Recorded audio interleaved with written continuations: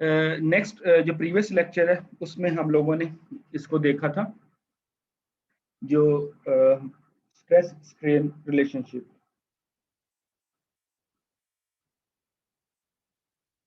Stress strain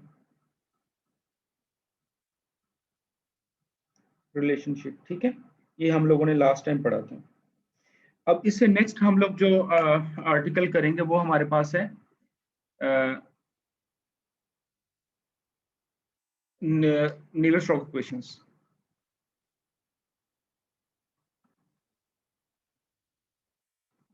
इसका जो basic principle है वो आप लोगों ने ऑलरेडी पढ़ा हुआ है। वो हमारे पास है न्यूटन्स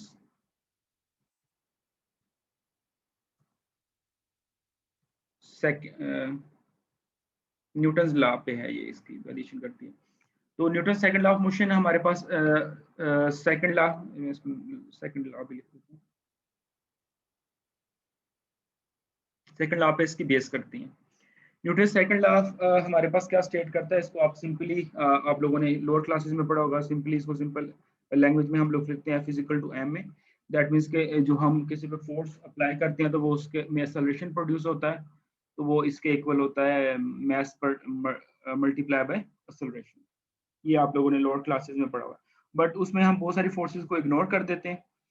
तो एक्चुअली हमारे पास क्या होता है, न्यूटन सेकंड लॉ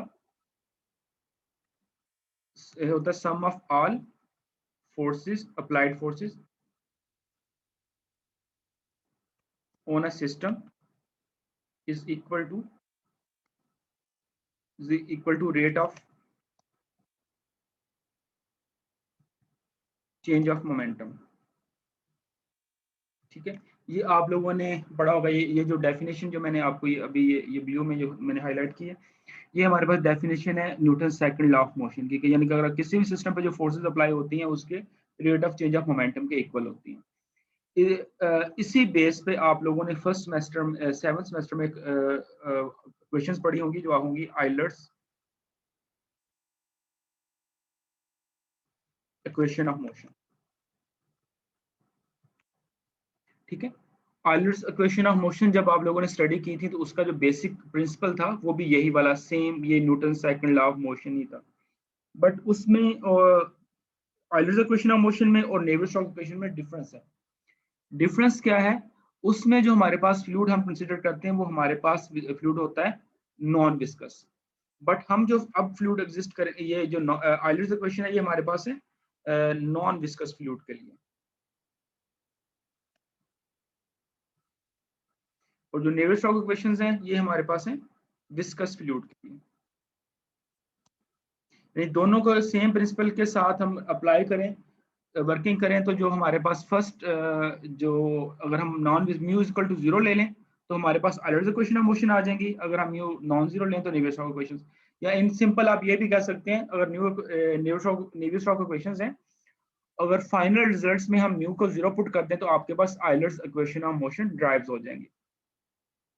तो बेसिक है कि इनको नेवियर-स्टोक्स इक्वेशंस क्यों कहते हैं, कि उनके इनको जो ड्राइव किया था टू साइंटिस्ट थे, एक नेवियर था और स्टोक्स था, दोनों ने उसका जॉइंटली इस पे वर्क किया था, तो इसलिए इनका जो इक्वेशंस का नेम है ये इन साइंटिस्ट के नेम पे है Navier and Stokes equations.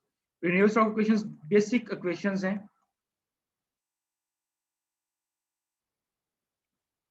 Basic equations in fluid mechanics,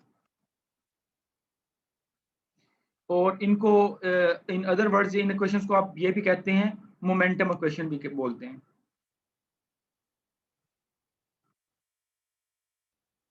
momentum equation, या हम ये भी कह सकते हैं ये जो हमारी पास इक्वेशंस है ये बेस करती हैं law of conservation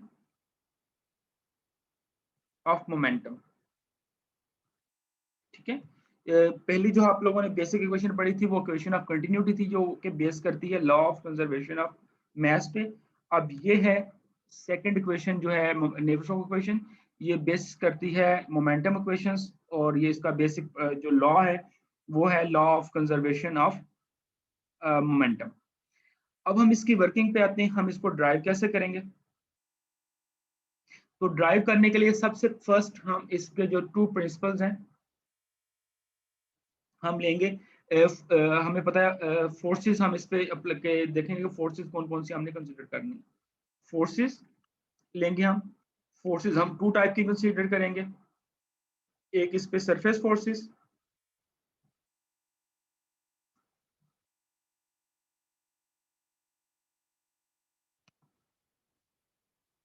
second one is body forces.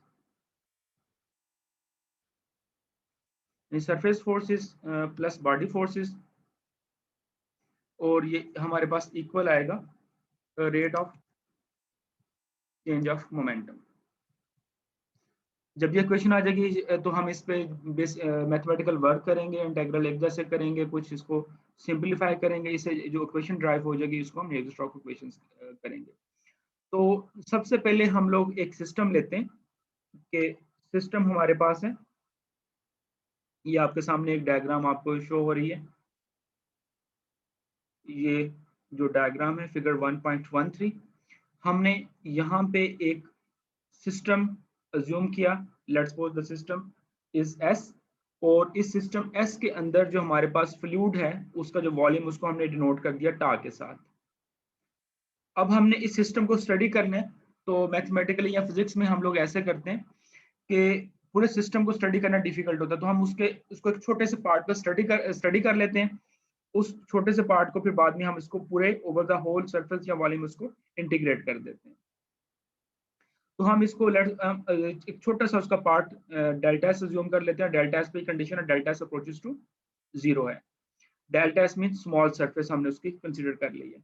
इसकी एग्जांपल आप ऐसे ले सकते हैं, जैसे फुटबॉल है, उसका एक जो पैचेस लगे होते हैं ना, उसको एक पैच ही हो उसकी सरफेस पे आता है, तो उसको हम कहते हैं वो उसका एक एलिमेंट है, और उस जो पैच की लेंथ है वो अप्रोचेस कर सरफेस का एरिया जो अप्रोच करे 0 को, तो हम कहेंगे कि ये हम ये वाली वो वाली लिमिट अप्लाई कर रहे हैं। तो इस छोटे से जो सरफेस का जो वॉल्यूम उसको हम डिनोट करें डेल्टा टी टा के साथ। अब हमने ये जो इक्वेशन हमने सामने लिखी है इसमें हम लोगों ने कैलकुलेट करना है, पहले सरफेस फोर्स कैलकुलेट करनी है, बॉडी फोर्स कैलकुलेट करनी है, और फिर rate of change of momentum calculate करना है। तो सबसे पहले हम इसमें देख लेते हैं हमारे पास जो इसका rate of change of momentum क्या होता है। जो rate of change of momentum है वो ऑलरेडी हम लोग जो है थर्ड सेमेस्टर या जो आप फ्लूइड मैकेनिक्स 1 है उसके अंदर कैलकुलेट भी कर चुके हैं। हमारे पास मोमेंटम क्या होता है, मोमेंटम हमारे पास इक्वल होता है मास और ये मल्टीप्लाई बाय वेलोसिटी। ठीक है, तो जब हम रेट ऑफ चेंज कहेंगे तो इसका मतलब इसका डेरिवेटिव आ जाएगा। जब हम मोमेंटम कहेंगे तो मोमेंटम को हम फ्लूइड मैकेनिक्स में हम जो कंसीडर करते हैं, मोमेंटम को हम यहाँ पे कंसीडर करेंगे, मोमेंटम इज इक्वल टू हमारे पास volume integral rho v data, क्योंकि यहाँ पे हम जो मैस है उसको हमेशा हम लोग डेंसिटी और वॉल्यूम की शेप में लिखेंगे। ये चीज आ गई। अब नेक्स्ट हमने इसका रेट ऑफ चेंज लेना है। रेट ऑफ चेंज भी हम लोग इससे जो इसका जो प्रीवियस कोर्स है फ्लूइड मैकेनिक्स 1 उसके अंदर हम इसका रेट ऑफ चेंज भी कैलकुलेट कर चुके हैं, और इसका जो रेट ऑफ चेंज है वो इक्वल आएगा, ये जो इक्वेशन हमारे पास यहाँ पे नजर आ रही, ये वाला, ये हमारे पास ये जो है rate of change of momentum आ जाएगा। इसके साथ एक और टर्म भी आएगी, वो वर्किंग होगी, बट हम इसको इस टाइम यहाँ पे नहीं लिख रहे।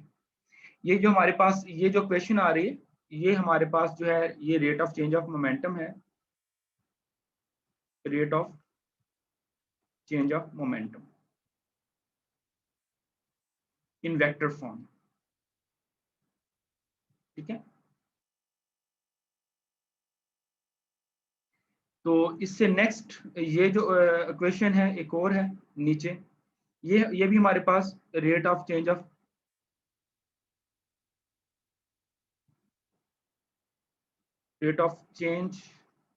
मोमेंटम ही है, but it is in tensor form. हमने इसके फॉर्म उस जो प्रीवियस इक्वेशन है और ये वाली इक्वेशन है इसमें कोई चेंज नहीं आई सिवाय इसके कि ये टेंसर फॉर्म में है। तो हमने रेट ऑफ इसका इक्वेशन की एक साइड कैलकुलेट कर ली, अब इसकी हम अदर साइड्स कैलकुलेट करेंगे। इन अब मैं स्क्रीन को क्लियर कर रहा हूँ। तो ये हमारे पास इक्वेशन 1 जो है, इक्वेशन 1 हम इसको यूज करेंगे नेक्स्ट। इक्वेशन 1 में हमारे पास rate of change of momentum है। अब इससे नेक्स्ट हम लोग जाते हैं, हम इस पे सरफेस फोर्स कैलकुलेट करेंगे। इक्वेशन 1 में हमारे पास क्या है? इक्वेशन 1 में हमारे पास है rate of change of momentum. Next हमने अज्यूम किया यहाँ पे जो हमारे पास जो इस पे सरफेस फोर्स अप्लाई हो रही है,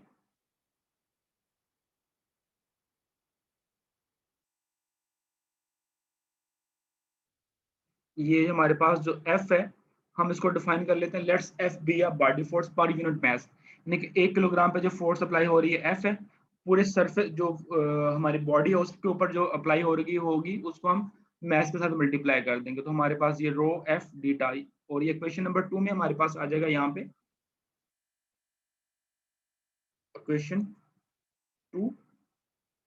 क्वेश्चन 2 में हमारे पास है जो है जो बॉडी फोर्सेस उसके ऊपर अप्लाई हो रही हैं, body forces on the system. ठीक है, ये 2 हो गया।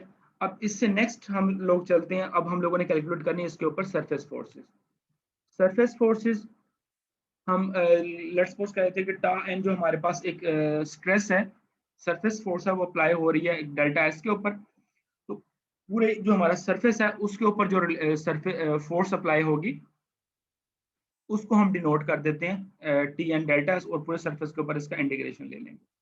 नेक्स्ट हम लोग यहाँ पे वैल्यूज पुट कर देंगे टी एन की, और टी एन हमारे पास इक्वल होता है T N is equal to sigma J I N J, ये इसके इक्वल होता है। इससे नेक्स्ट इक्वेशन में हम इसको टेंसर फॉर्म में लिख देंगे। तो ये हमारे पास जो इक्वेशन है, इक्वेशन 3 सिंप्लीफाई होके आ जाएगी, और इक्वेशन जो 3 है वो हमारे पास है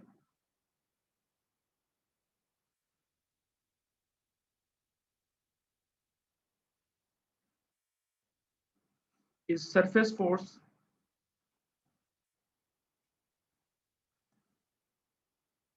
ऑन द सिस्टम। अब हम लोग क्या करेंगे, इन सबको इक्वेट कर देंगे। जब इक्वेट करेंगे इनको, तो हमारे पास हमने इक्वेट करने इक्वेशन बाय जो हम लोगों ने लॉ पढ़ा उसमें equation 1 is equal to equation 2 plus equation 3, इनको एडअप कर देंगे। जो एडअप करके हमारे पास जो नेक्स्ट इक्वेशन आ जाएगी वो हमारे पास है ये इक्वेशन नंबर 4। अब मैं स्क्रीन क्लियर कर रहा हूँ सारी, ये स्क्रीन क्लियर। अब हमारे पास इनको सिंप्लीफाई करने से जो हमारे पास इक्वेशन आ जाएगी, this equation is equation number 4। अब इस इक्वेशन में हमारे पास rho d u i over d t minus rho f i partial और पार्शियल एक्स जे, ये हम लोगों ने इस पर जो है गॉस रोजेस थ्योरम अप्लाई करके इंटीग्रल एक जैसे कर लिए। तो हमारे पास फाइनली हमारे पास इक्वेशन आ गई इक्वेशन नंबर 4। इस इक्वेशन नंबर 4 को हमने फर्दर सिंप्लीफाई करना है। इसको सिंप्लीफाई करने के लिए फर्स्ट हम लोगों ने अज्यूम किया था कि हमारे पास जो सरफेस है, surface is arbitrary which contains the arbitrary volume of the fluid। ठीक है, जब ये arbitrary volume of the fluid है तो हमारे पास इस केस में हम लोग कह सकते हैं, इन केस के लिए from analysis we can say that integrand in the equation 4 is 0। ठीक है, तो हमने ये कह दिया कि ये जो इक्वेशन 4 में जो इसका जो है पार्ट है वो 0 है। तो हम इसको ये कह सकते हैं then we come with the next equation, which is this is the integrand of this equation. Next we rewrite and rearrange. After rearranging, we get the question number 5. Question number 5 is rho dui by dt is equal to rho fi plus partial over partial xj sigma ji. अब यहाँ पे हमारी एक working final होती है, उससे next में इसको चलते हैं कि हमने क्या करना है।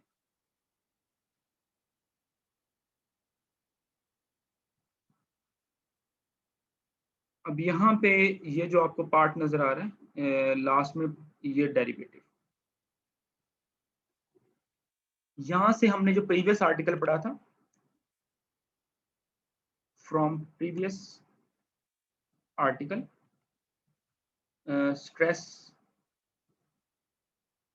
स्ट्रेन रिलेशनशिप, वहां से हम लोग सिग्मा जो है सिग्मा की वैल्यू पुट करेंगे। we use value of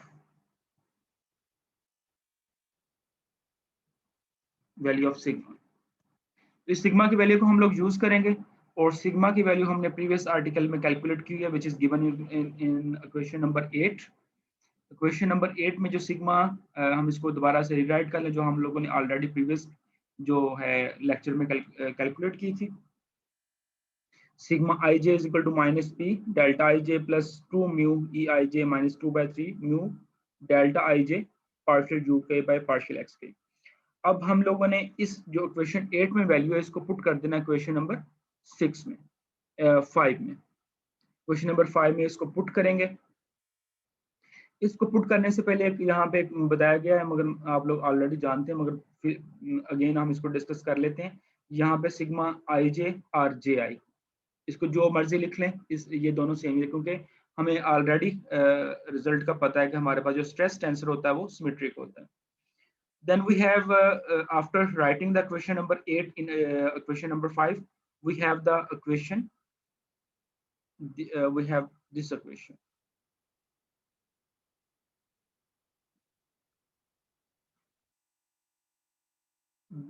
This one, which I am write in a box. Rho dui by dt is equal to rho fi plus partial over partial xj, और यहाँ पे हम लोगों ने वैल्यू पुट कर दी sigma J आई की। अब इससे नेक्स्ट हम लोग डेरिवेटिव अप्लाई कर देंगे। डेरिवेटिव इंडिविजुअल टर्म्स के ऊपर अप्लाई हो जाएगा, फर्स्ट टर्म का डेरिवेटिव, सेकंड टर्म का डेरिवेटिव्स, और इस तरह से नेक्स्ट। अब यहाँ पे नेक्स्ट हम लोगों ने सिंप्लीफिकेशन कर ली है। सबसे फर्स्ट जो हमारे पास टर्म आ रही है डेरिवेटिव में, वो टर्म आ रही है partial over partial x j p delta आई जे। तो इसमें मैं आप लोगों को रिजल्ट बताया था कि जहां भी ये क्रॉनिकल डेल्टा आ जाए, तो वहां पे क्या होना है, क्रॉनिकल डेल्टा खत्म हो जाएगा, और साथ में जो सेम सिंबल्स हैं जे, वो भी खत्म हो जाएगा। तो यहाँ पे आ जाएगा partial over partial x i, ये आ जाएगा partial p over partial x i. ये रिजल्ट मैंने आप लोगों को बताया कि टेंसर एनालिसिस के अंदर इसको आप लोगों ने देख लेना है कि जब भी क्रॉनिकल डेल्टा में टू जो सब्सक्रिप्शन सेम आ जाए, तो हम उसको खत्म कर देंगे। तो हमारे पास ये रिजल्ट यहाँ पे ये लिखा होगा, ये हम लोगों ने यूज कर लेना है इस प्लेस पे।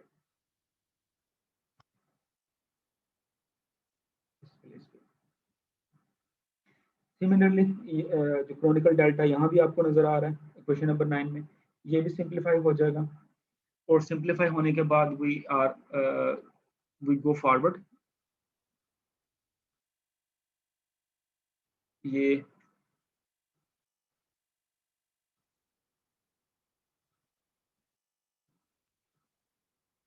हमारे पास जो आ गई है क्वेश्चन नंबर, क्वेश्चन नहीं, ये नेक्स्ट क्वेश्चन हमारे पास ये आ गया, पार्शियल और partial x j mu delta आई जे। इसमें भी हम लोग पुट करेंगे, तो क्रॉनिकल डेल्टा के साथ जो सिंबल ये जे है और ये जे, ये खत्म हो जाएगा, क्रॉनिकल डेल्टा भी खत्म हो जाएगा। We are left with partial over partial x I U mu partial U K over partial X K. अब इन सब वैल्यूज को हम रीराइट कर देंगे इन क्वेश्चन नंबर 10 में, और आगे फर्दर हमने एक रिजल्ट यहाँ पे यूज कर लेना है कि हमारे पास जो ई आई जे, आप लोगों को पता ही होता है, हमारे पास partial u i over partial x j plus partial u j over partial x i, ये हमारे पास ये होता है ई आई जे की वैल्यू। तो अब इससे नेक्स्ट हम लोग इन सब वैल्यूज को क्वेश्चन नंबर 7 के अंदर पुट कर देंगे। क्वेश्चन नंबर 7 हमारे पास 9, क्वेश्चन नंबर 9 में पुट करेंगे। क्वेश्चन नंबर 9 में पुट करने के बाद आपके पास जो क्वेश्चन आ जाएगी, इक्वेशन होगी, वो क्वेश्चन नंबर ये है 10।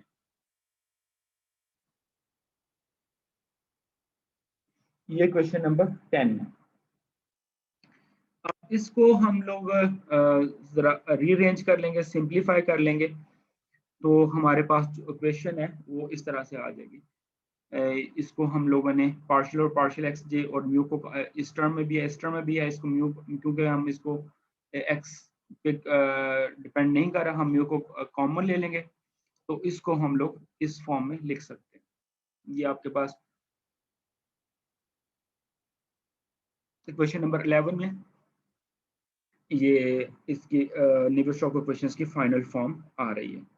ये इसकी फाइनल फॉर्म है। अब इसके नेक्स्ट इसके पर्टिकुलर या इसके स्पेशल केसेस हम उनको डिस्कस कर लेते हैं। तो जो मेन यूज होगी इसकी, जो नेक्स्ट आएगी वैल्यू फॉर्म होगी, वो हम लोग यूज करेंगे। अभी फिलहाल आप लोगों के लिए जो फाइनल इक्वेशन है, equation 11, question 11 is the final form of, मैं सिंपली एनएस इक्वेशंस लिख देता हूँ, नेवियर-स्टोक्स इक्वेशंस। अब नेक्स्ट उसके पर्टिकुलर केसेस हैं, ये स्पेशल केसेस हैं। सबसे पहला स्पेशल केस ये है कि हम लोग अज्यूम करें कि यहाँ पे उसकी viscous in compressible fluid with constant viscosity. इस केस को अगर हम इन मैथमेटिकली लिखना चाहें तो हम क्या लिखेंगे, हम इसको लिखेंगे कि हमारे पास जो म्यू है वो क्या है, कांस्टेंट है। कंप्रेसिबल का मीन क्या है, हमारे पास जो रो है इज वेरिएबल, जो रो वेरिएबल है बट जो विस्कोसिटी ऑफ द फ्लूइड है वो कांस्टेंट है।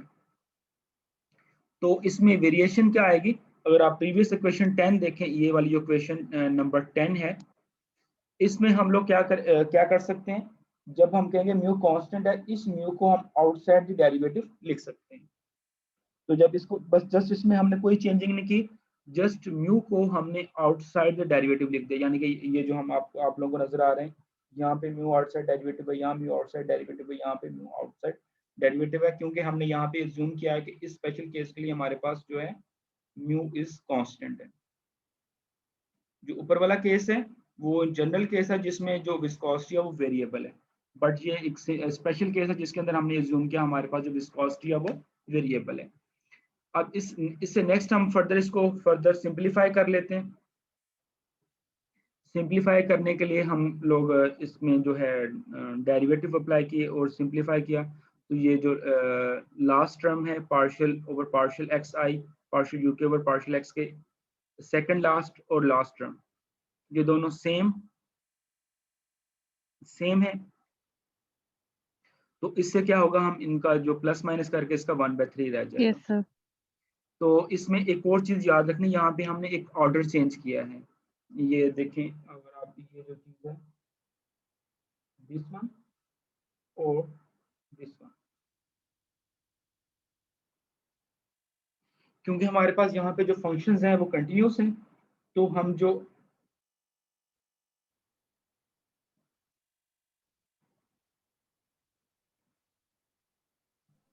सर आवाज कट रही है आपकी। functions are continuous, so we can change the order of differentiation.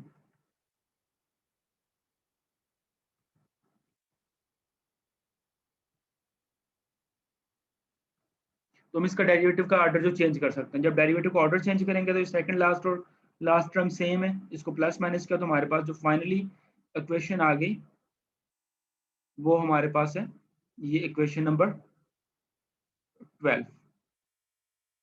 ये हमारे पास एक स्पेशल है इक्वेशन जिसमें हम लोगों ने म्यू को कांस्टेंट कर दिया। अब इससे जो नेक्स्ट केस है विस्कस इनकम्प्रेसिबल फ्लूइड, इसमें हम लोग क्या कहेंगे, इस वाले केस में हमारे पास जो है विस्कोसिटी इज वेरिएबल,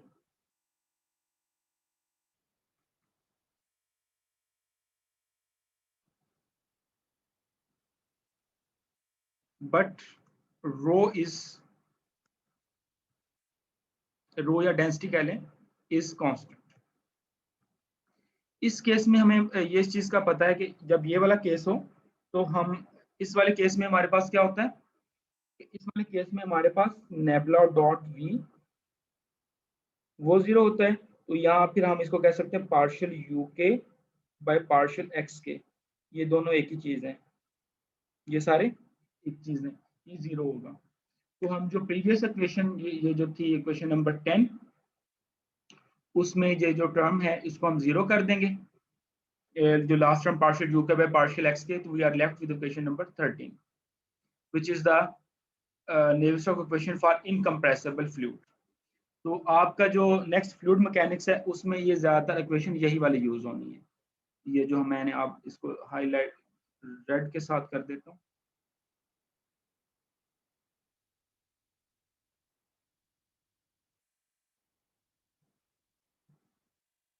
ये इक्वेशन, ये आपकी फर्दर सारी यूज होनी है इक्वेशन नंबर 13, जिसमें हम विस्कस फ्लूइड लेंगे और इनकम्प्रेसिबल ये इसका इनकम्प्रेसिबल फ्लो होगा। अब इससे नेक्स्ट इसका स्पेशल केस है हमारे पास, उसमें हमारे पास क्या है कि हम viscous incompressible fluid with constant viscosity, यानी कि जो हम लोग एक दोनों विस्कस इनकम्प्रेसिबल फ्लूइड ले रहे हैं और उसमें विस्कोसिटी को भी कांस्टेंट ले रहे हैं, तो उससे हमारे पास क्या चेंजिंग आएगी कि जो इक्वेशन नंबर 13 में म्यू है, ये जो म्यू, इसको भी आउटसाइड डेरिवेटिव हम लोग लिख पाएंगे। इस म्यू को जब हम आउटसाइड डेरिवेटिव लिखेंगे तो हमारे पास इक्वेशन आ जाएगी ये वाली।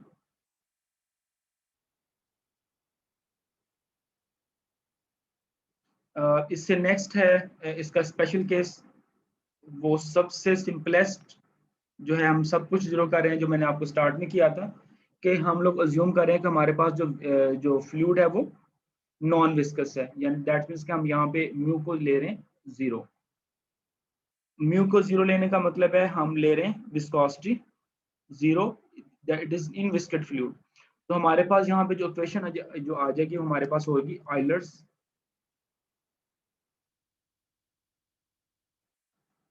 इक्वेशन, जो कि आप लोग इसको डिफरेंट वे से ड्राइव कर चुके हैं इसमें फ्लूइड मैकेनिक्स 1 के अंदर। ये हमारे पास आज की डेरिवेशन थी जो कि हम लोगों ने आज करनी थी। इससे नेक्स्ट इस बुक में इसका एक अल्टरनेट प्रूफ भी दिया गया है, वो up to you, if you want to do by 2 method you can do, if you otherwise first method is enough for you. इसमें आप अगर अपनी अंडरस्टैंडिंग के लिए आपने सेकंड में मेथड करना है तो आप कर लें, अदरवाइज जो मेथड 1 मैंने आप लोगों को बताया है वो इनफ है। इससे नेक्स्ट हम लोगों ने क्या करना है कि ये जो इक्वेशंस हम लोगों ने अभी ड्राइव की है, इन इक्वेशंस को हम लोगों ने कार्टेशियन फॉर्म में और टेंसर फॉर्म में लिखना है। ये आप लोगों ने इसको देख लेना है, इक्वेशन ये पेज नंबर 37 पे इसकी कार्टेशियन फॉर्म, देन इसकी जो होगी सिलेंड्रिकल फॉर्म,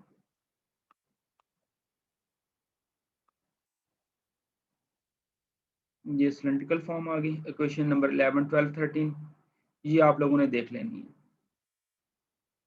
ठीक है, ये आप इसके साथ ही हमारा आज का लेक्चर एंड होता है। इसमें कोई और आप लोगों का क्वेश्चन है तो आप लोग मुझसे डिस्कस कर लें आज के में जो हम लोगों ने पढ़ा है, बट जो इसके जो कार्टेशियन और सिलेंड्रिकल फॉर्म में इसको जो लिखना है वो आप लोगों ने खुद से देख लेना है। अभी आप लोगों का कोई और क्वेश्चन है, आप लोगों ने मुझसे कोई चीज़ पूछनी है, डिस्कस करनी है, तो आप मुझसे पूछ लें। कोई क्वेश्चन है आप लोगों का? सर टॉपिक से रिलेटेड नहीं है, वैसे यूनिवर्सिटी के बारे में पूछना था कुछ। वो बाद में कोई अभी इससे रिलेटेड है तो मैं आपसे जब कहूँगा तब आप पूछ लें। अभी कोई क्वेश्चन मैं इससे related? Okay sir. No sir. एक मिनट आ जाएगा।